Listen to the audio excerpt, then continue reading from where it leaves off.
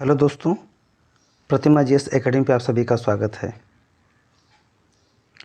दोस्तों, उत्तर प्रदेश पीसीएस में जो निबंध पूछा जाता है वो 3 खंडों में विभाजित होता है, खंड ए, बी और सी में। और प्रत्येक खंड में 3 खंड विभाजित होते हैं,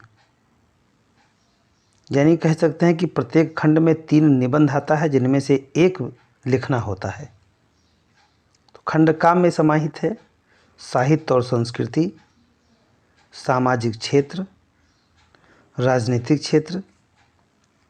और खंड खा में है विज्ञान, पर्यावरण और प्रौद्योगिकी, आर्थिक क्षेत्र, कृषि, उद्योग एवं व्यापार।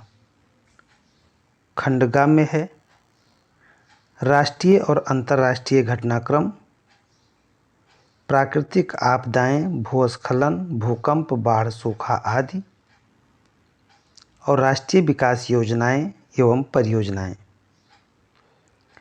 ये 3 खंडों के 3 अलग अलग डायमेंशन हैं जहां से प्रश्न पूछे जाते हैं। आप लोग लाइक करें, शेयर करें, और जिन दोस्तों ने अभी तक हमारे चैनल को सब्सक्राइब नहीं किया वो सब्सक्राइब कर लें। तो आज खंड का के साहित्य और संस्कृति से संबंधित निबंध हम लेकर आए हैं। आप लोग अपने दोस्तों को शेयर करके उन्हें उनके तैयारी में योगदान दे सकते हैं। साहित्य और संस्कृति का अंतर संबंध, ये निबंध 2021 और 2014 में उत्तर प्रदेश ARO में पूछा गया था। वहीं 2014 में उत्तर प्रदेश पीसीएस के मुख्य परीक्षा में यह निबंध पूछा गया था। साहित्य और संस्कृति का अंतर संबंध, साहित्य किस तरह से संस्कृति से संबंधित है और संस्कृति किस तरह से साहित्य का प्रारूप है। तो शुरू करते हैं।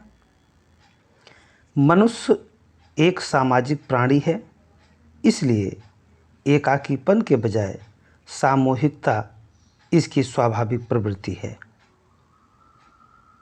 साहित्य मानव की इसी स्वाभाविक प्रवृत्ति से प्रेरित होकर के रचनाधर्मिता युक्त आयाम है। साहित्य जनता की चित्तवृत्तियों का संचित कोश होता है।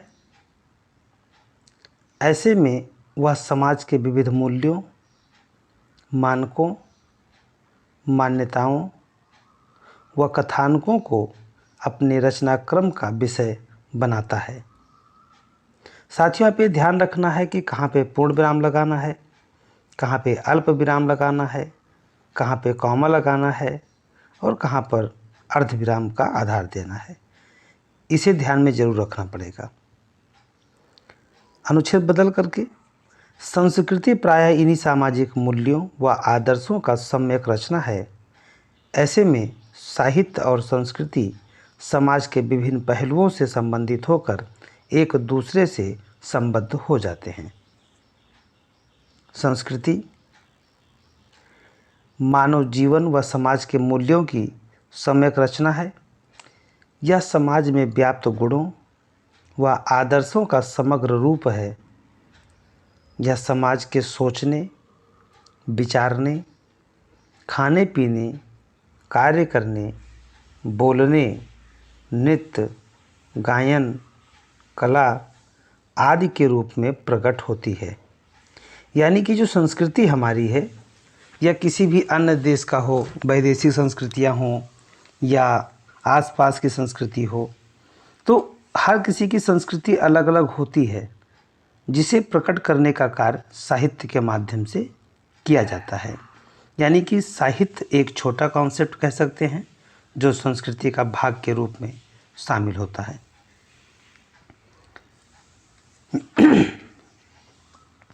साहित्य प्रायः संस्कृति के इन्हीं अमूर्त रूपों को स्वयं में अभिव्यक्त करता है। किसी कालखंड का साहित्य उसकी विशेषताओं को स्वयं में समेटे रहता है। यानी साहित्य संस्कृति के, जो संस्कृति है, संस्कृति हम देख नहीं पाते, हम उसे जीते हैं, लेकिन उसकी जो अमूर्त रूप है, जिसकी कोई रूप नहीं है, कोई मूर्ति नहीं है, लेकिन एक साहित्य के माध्यम से हम समझते हैं कि किसकी संस्कृति कैसी है। साथियों, ध्यान रहे कि साहित्य में, संस्कृति में एक अलग भाव होता है कि अगर साहित्य न होता तो संस्कृति को हम न तो किसी को अनुभव करा पाते और न ही हम कोई भी अलग बातों को दर्शा पाते। अब जो कि निबंध के रूप में लिखना है तो निबंध में कोई बंधन नहीं होता है। आप अपने व्यक्ति को, अपने विचार को किसी अन्य भाषा के माध्यम से, किसी अन्य रूप में भी व्यक्त कर सकते हैं। लेकिन साहित्य और संस्कृति के जो समागम है उसे केंद्र बिंदु में रखना पड़ेगा। जैसे संगम काल जो दक्षिण भारत में हमारे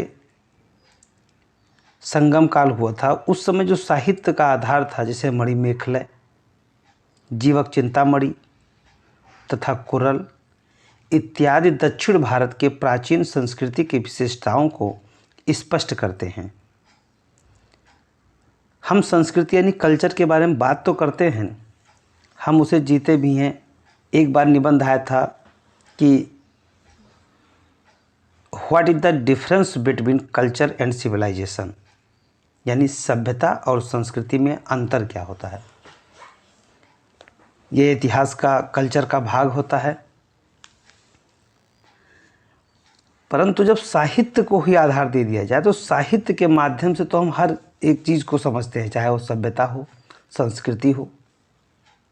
संगम काल में 3 संगम हुआ था दक्षिण भारत में, उसमें कुछ साहित्य के माध्यम से वहाँ के कल्चर को हम समझ सकते थे। जैसे मणिमेखले, जीवक चिंतामणि, कुरल इत्यादि दक्षिण भारत के प्राचीन संस्कृति की विशेषताओं को स्पष्ट करते हैं। संस्कृति का शाब्दिक अर्थ है उत्तम या सुधरी हुई स्थिति। उत्तम या सुधरी हुई स्थिति।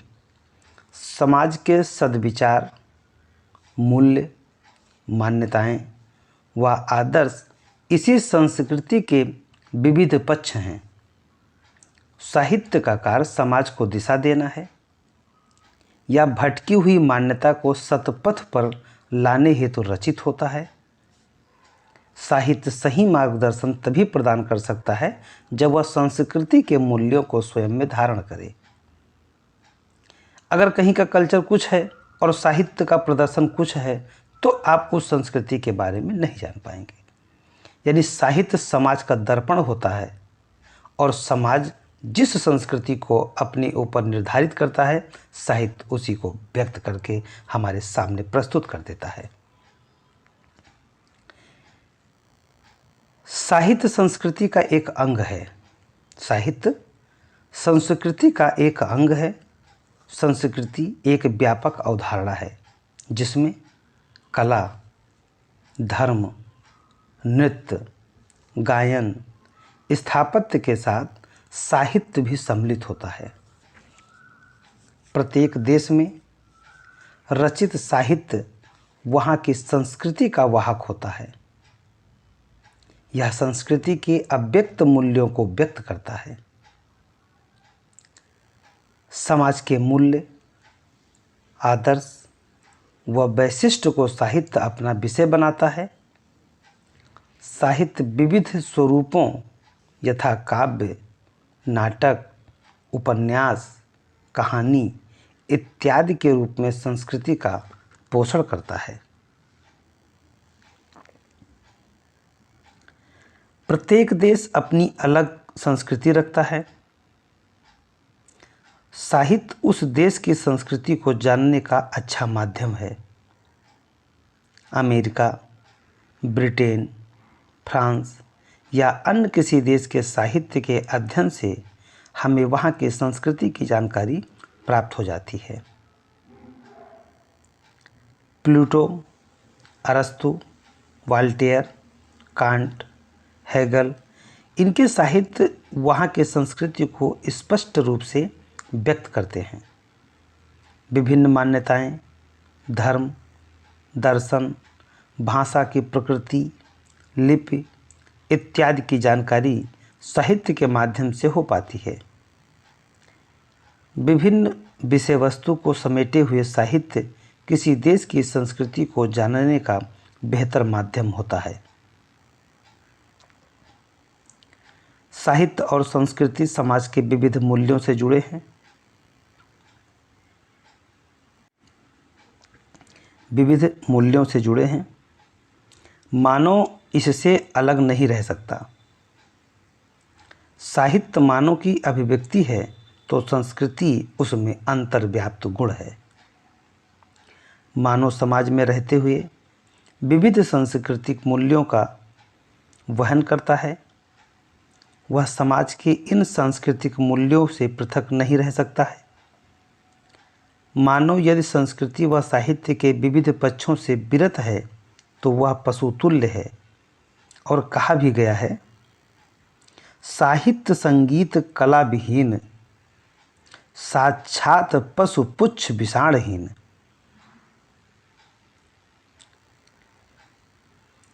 संस्कृति एक मूल्यपरक अवधारणा है। यह व्यक्ति के आचरण को नियंत्रित एवं नियमित करता है। मानव का संस्कार संस्कृति निर्मित यह मूल्य समाज को गतिमान बनाते हैं। साहित्य इन्हीं मूल्यों को स्वयं में धारण कर समाज को बेहतर बनाने का प्रयास करता है। मध्यकालीन कवि गोस्वामी तुलसीदास जी ने अपने रामचरितमानस में राम के गुणों को आदर्श रूप में प्रस्तुत कर समाज को संस्कृतिवान होने के लिए प्रेरित किया है। जैसे उन्होंने कहा है, प्रातः काल उठिकै रघुनाथा, माँ तो पिता गुर नावहि माथा। यहाँ पर भगवान राम के जो आदर्श हैं उन्हें इस रूप में दिखाया गया है कि हमारी संस्कृति में बड़ों का सम्मान करना, माता पिता गुरु का सम्मान करना, उनका आशीर्वाद प्राप्त करना हमारे लिए शुभ और संकेत का आधार बनता है।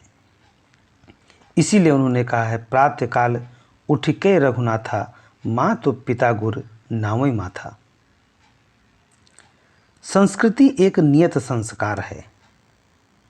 संस्कृति एक नियत संस्कार है, किंतु समय के प्रवाह क्रम में यदि संस्कृति मूल्यों में पतन होने लगता है तब साहित्य ही मूल्यों की स्थापना करने के लिए प्रकट होता है। इतिहास के विभिन्न पन्नों में देखें तो ऐसे उदाहरण मिल जाएंगे। सांस्कृतिक मूल्यों की स्थापना तथा गतिहीन समाज को दिशा देने हेतु समय समय पर रामायण, महाभारत, बाइबिल, रामचरितमानस जैसे साहित्य प्रकट हुए हैं।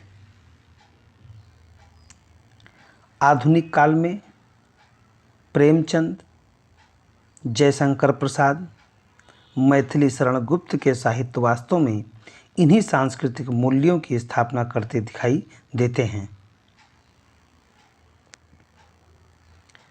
मध्यकालीन भारतीय समाज विभिन्न प्रकार के शोषक मूलक प्रथाओं, परंपराओं और रूढ़ियों से ग्रस्त था।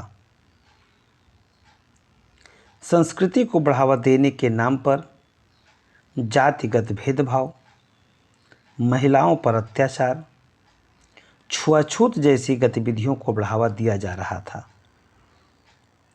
मध्यकाल में इन रूढ़िग्रस्त विचारों से समाज को मुक्त कराने का साहस मात्र साहित्य द्वारा किया गया, जिसमें कबीर, तुलसी, दादू, रैदास जैसे विभिन्न कवियों ने समाज को रास्ता दिखाया।